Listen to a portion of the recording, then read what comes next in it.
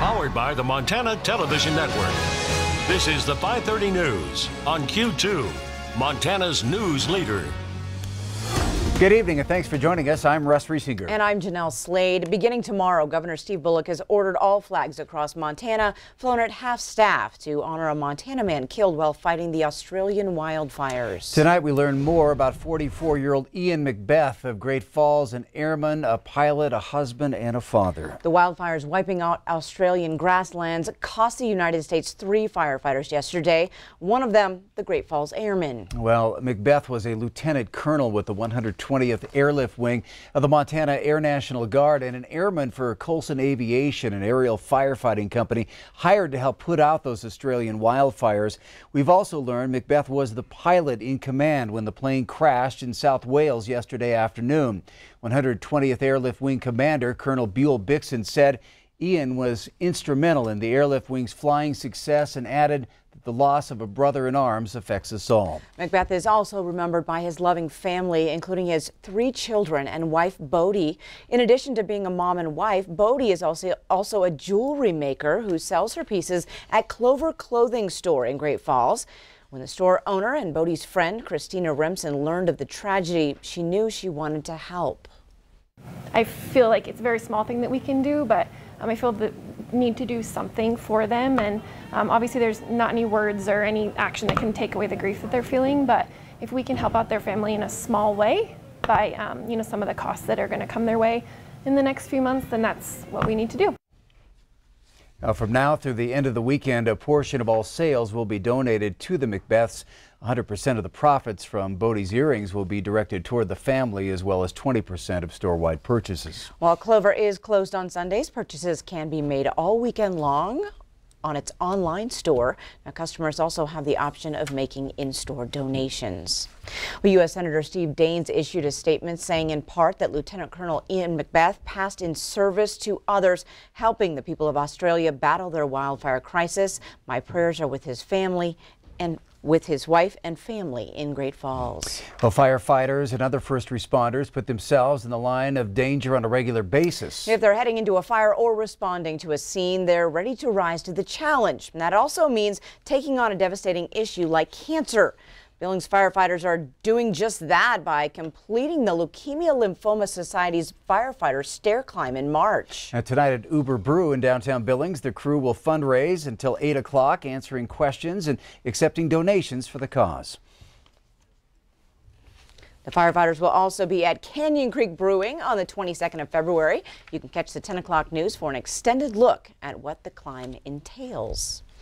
Well, the trial of an Absaroka man accused of running over and killing another man almost 7 years ago has wrapped up its 3rd day. Michael Holtz is charged in the death of Forrest Dana in 2013 during the annual Absaroka Days celebration. The trial is playing out in Glendive because the defense successfully argued Holtz could not get a fair trial in Stillwater County. According to the Glendive Ranger Review, a forensic pathologist testified that Dana died after he was struck and run over by a vehicle. He also testified Dana was laying in the alley and had a blood alcohol level of 0.30. Holtz's attorneys argue no reasonable person would have noticed Dana passed out on the ground. Now, a Stillwater County deputy sheriff said he noticed that Holtz's car had front end damage the next day. Holtz claimed he had hit a deer, but the prosecution claims that multiple security cameras put Holtz at the scene of the crime. The trial will resume on Monday and is expected to last the rest of next week. New numbers out today from the Montana Department of Labor show Montana's unemployment rate holding steady at 3.4% when seasonally adjusted, which is a 1/10 of a percentage point lower than the national average of 3.5%. 1,200 new jobs were added in the state for the month of December. Now, Yellowstone County gained 717 jobs year to year. The unemployment rate dropping to 3.1% from 3.4% a year ago. Carbon County's rate dropped 0.2 of a percentage point to 3.6%. Muscle Shell ticked up a 1/10 of a percentage point to 4.1%. Bighorn's unemployment rate dropped, but still is near the bottom of the entire state with an unemployment rate of 6.7%. And if you're wondering, Carter County in the very southeast part of the state has the lowest unemployment rate at 1.9%. Lincoln County has the highest unemployment rate at 8.5%. Well, the weather today created a rare chance for some fun and camaraderie out on the golf course in January. Yeah, something you usually don't see in the middle of a Montana winter. The assistant pro at Yagan Golf Course says the greens might still be thawing and a little fast, but it's still a good time for dozens of golfers today. Many years there's no golf from December to around the end of March, so this was definitely a bonus. It's amazing, you know. It's 2 weeks ago, a week ago Friday when I was working over there at Senior, I was freezing to death, and today, and this is really nice. It's a bucket list thing, and I'm glad I got the opportunity to do it. I'm a golfing environmentalist. I like to get out in the trees and off the fairways. Maybe you can ask somebody else how the fairways are. I didn't find out today, but you know, I got out in January, and that's all I'm happy about. Bob, I actually got out there and played a little bit this morning as well. Sounds as if these springtime temperatures will be sticking around for a while. Yeah, you're going to like this. And we actually have that picture of you. He's put this on his Facebook. There he is doing a selfie, and there he is. There's his golf cart. He was out there, proof positive. He was playing what I call Army golf. Left, right, left, right, left, right. That's the way I play, Russ. I'm sorry. But let me show you. It's been an unusual January. Check this out. These are our January high temperatures. Now, you got to know the average high temperature January is 39 degrees, and we have all of the highlighted areas in blue. Those are temperatures that were below 39 degrees. Those in red, those are all above your average. And look at all the 50s this month. My goodness. 10 out of 31 days were below average in January. It's just been an incredible month for warm temperatures. Now the big question is, are we going to get any snow? Well, not in the near future. We'll chat about that in a few more minutes. Russ? All right, thanks so much, Bob. Well, here's something to think about. Every 55 seconds, a person is diagnosed with Alzheimer's or dementia. Now, during the winter months, that can pose additional safety risks for those dealing with the disease. MTN's Alexia Gallo reports.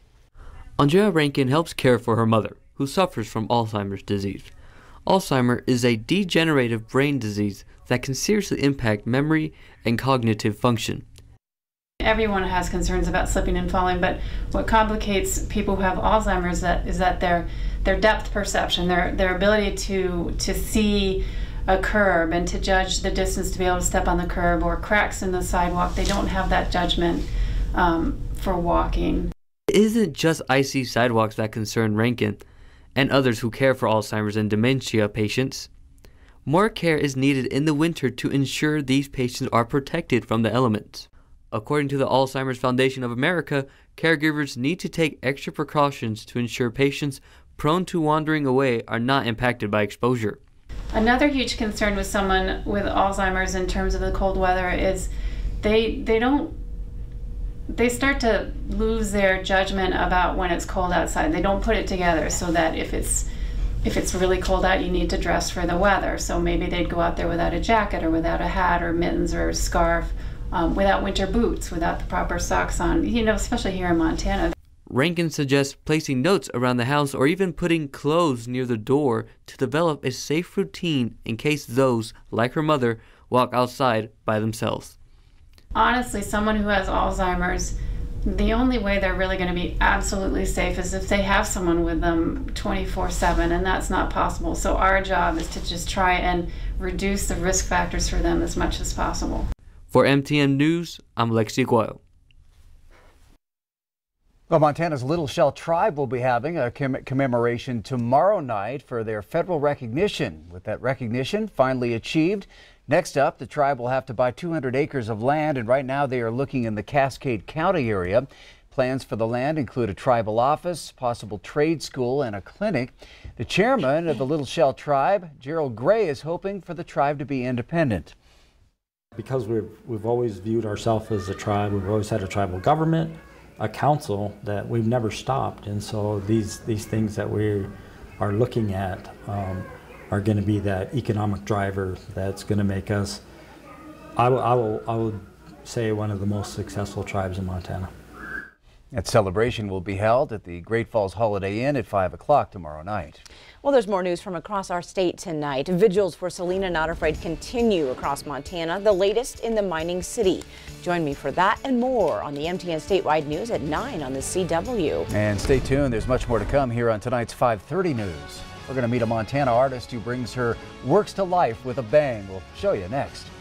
And I'm Casey Conlon inside First Interstate Arena. Another Central Hardin doubleheader promises fireworks in the Magic City tonight. We'll have a preview coming up.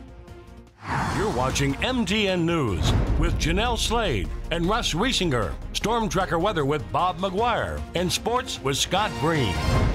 This is the 5:30 news on Q2, Montana's news leader.